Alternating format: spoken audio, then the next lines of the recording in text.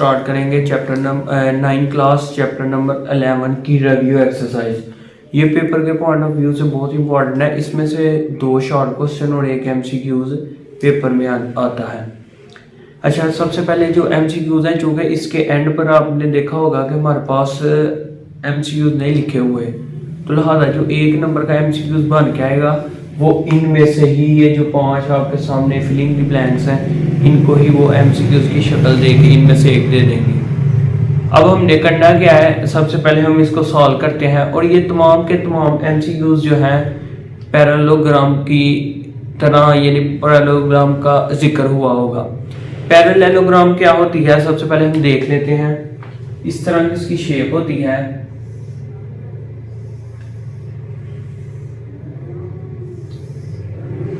ये थोड़े से हम चेंज कर लेते हैं।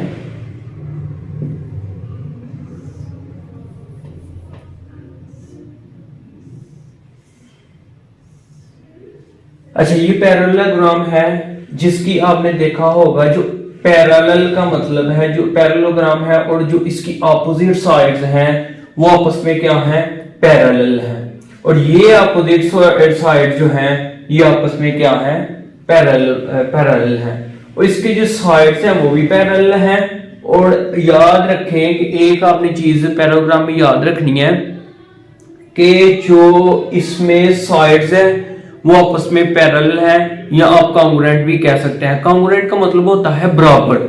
देखिए, अगर ये वाली अपोजिट साइड इसकी बराबर है और ये अपोजिट साइड बराबर है, तो अपोजिट साइड आप कॉन्ग्रुएंट भी लिख सकते हैं और पैरेलल भी लिख सकते हैं।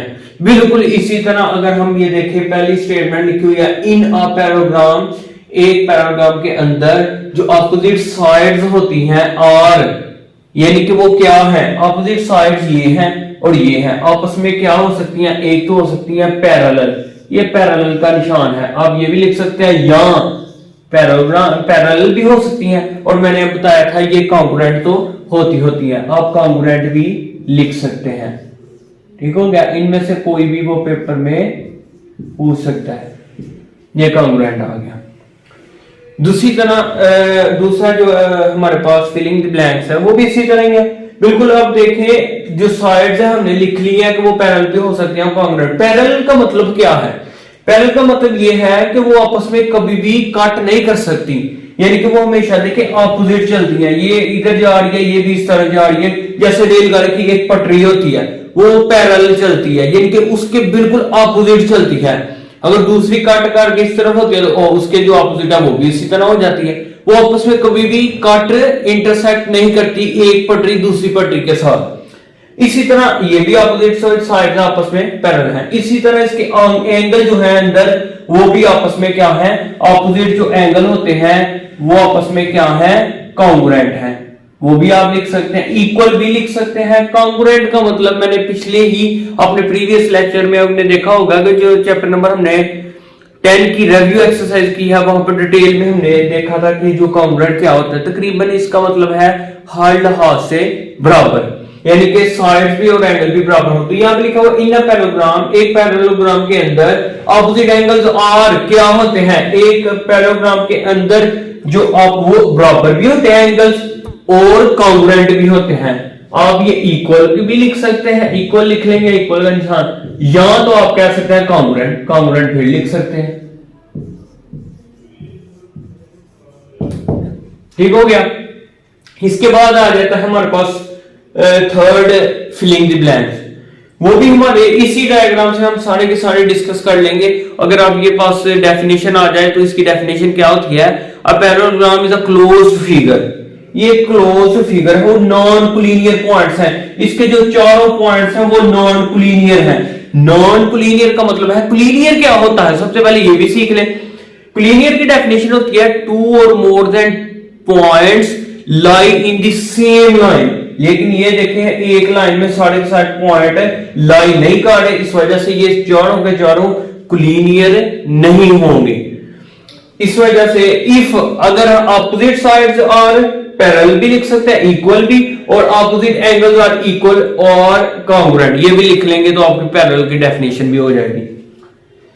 अच्छा, इसके बाद आ जाता है third MCQ, diagonal of parallelogram each other at a point, यानी कि पैरेललोग्राम डैश ईच अदर, यानी कि एट अ पॉइंट, जो डायगोनल है पैरेललोग्राम के अंदर, वो आपस में क्या है। देखें ये एक है, अब हम एंगल की बात चूंकि हो चुकी है, ये पिछला है फिलिंग द ब्लैंक्स था, पीछे वाला जो हमने काट लिया हुआ प्रीवियस, ये देखा ये होता है डायगोनल, ठीक है। ये आपस में क्या है, डायगोनल है।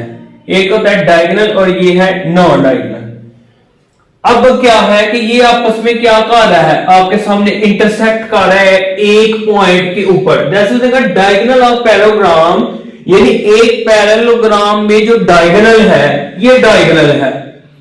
Each other at a point, एक पॉइंट में क्या कर रहा है, कट रहा है, इंटरसेक्ट कर रहा है। तो हम यहां पे क्या लिख देंगे, इंटरसेक्ट। इंटरसेक्ट आ गया हमारे पास।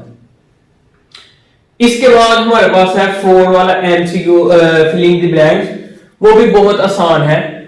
Median of our triangles are, जो मीडियन एक ट्राइंगल के अंदर जो मीडियन होता है ना, वो क्या है। देखें आपके पास ये जो मीडियन होता है ना, ये ट्राइंगल है और ये मिड से है, ठीक है। मिड क्या होता है कि इसका जो ट्राइंगल का ये वाला सिरा, यानी कि जब इस पॉइंट से आए तो इससे गुजरती हुई लाइन यहां से गुजर जाए, इस पॉइंट से आए तो इससे गुजरती हुई दरमियान से गुजर जाए, इसके मिड से गुजरे। हर साइड का जो मिड है वो मिड ऑफ ट्राइंगल कहलाता है, यानी ट्राइंगल का जो मिड है। अब इस साइड से जब हम जाएंगे तो ये भी इसी को पॉइंट ऑफ कॉन्ग्रुएंसी, इसको पॉइंट ऑफ कॉन्ग्रुएंसी भी कहते हैं, क्योंकि जितने भी लाइंस होती हैं सारी की सारी जो एक ही पॉइंट पर इंटरसेक्ट करती हैं उसको हम पॉइंट ऑफ कॉन्ग्रुएंसी भी बोलते हैं। लेकिन यहां पर हम क्या लिखेंगे, median of our triangles are concurrent, concurrent नहीं, जो क्योंकि पॉइंट ऑफ कॉन्ग्रुएंसी जहां पर सारी की सारी पॉइंट्स पे सारी की सारी जो लाइन एक ही पॉइंट पर इंटरसेक्ट करते हैं उसको बोलते हैं पॉइंट ऑफ कॉन्ग्रुएंसी, और वो कॉन्करेंट होता है लफ्ज। ये आपने फर्क भी याद रखना है, कॉन्करेंट। अच्छा, इसके बाद हमारे पास लास्ट रह गया है एक, वो भी हमने इसका पहले ही जिक्र कर लिया हुआ है, सिंपल सही है। Diagonal of parallelogram divide the parallelogram. जब देखें ये हमने डिवाइड कर लिया, ये जो एक डायगोनल है और पैरेललोग्राम के अंदर दूसरा है। अब ये जो दो अपोजिट साइड आपस में बराबर होंगी, कॉन्ग्रुएंट होंगी, और ये दो जो अपोजिट साइड है और ये भी आपके सामने जो शेप्स बनी है ये भी आपस में बराबर होंगी, तो इसका मतलब है कॉन्ग्रुएंट होंगी इनटू डैश ट्राइंगल। अब चूंकि उसने बोला हुआ है कि डायगोनल ऑफ पैरेललोग्राम के अंदर डिवाइड किया जाए, यानी कि दो हिस्सों के अंदर, तो यहां पर भी जब आप करेंगे तो सारी की सारी जो लाइंस होती हैं वो हमेशा उसको दरमियान से, एक लाइन है और उसको दरमियान से कट हुई गुजरती है। ये देखिए यहां से अगर हमने किया तो ये मिड के, इस लाइन के मिड से गुजर गई, इसको किया तो इसके अपोजिट मिड से गुजर गई। अब हमने इस साइड से जब नीचे आए तो इस लाइन के मिड से गुजर गई, तो लिहाजा ये सारी आपस में क्या है, कॉन्ग्रुएंट है। तो हम यहां पे फाइनली लिख लेंगे कॉन्ग्रुएंट। ये बहुत ही इंपॉर्टेंट है पेपर के पॉइंट ऑफ व्यू से, 1 नंबर की, लिहाजा ये 5 करने से आपका 1 नंबर पक्का हो जाएगा। लिहाजा बहुत अहम कॉन्सेप्ट है, इससे ये अगर आपको आ जाएगा तो जो इसमें नेक्स्ट जो क्वेश्चन आने हैं 2 पेपर में लाजमी 4-5 क्वेश्चन है, तो वो भी आपके इजीली सॉल्व हो जाएंगे। लिहाजा वो आप जरूर उसको देखें। इंशाल्लाह मैं हर चैप्टर की रिव्यू एक्सरसाइज सॉल्व करने की कोशिश करूंगा। इसके अलावा भी पूरी बुक को हम इसी तरह फर्दर थोड़ा थोड़ा करके इंशाल्लाह सॉल्व करेंगे पेपर से पहले। अच्छा, इसके बाद हम करते हैं इसका नेक्स्ट क्वेश्चन।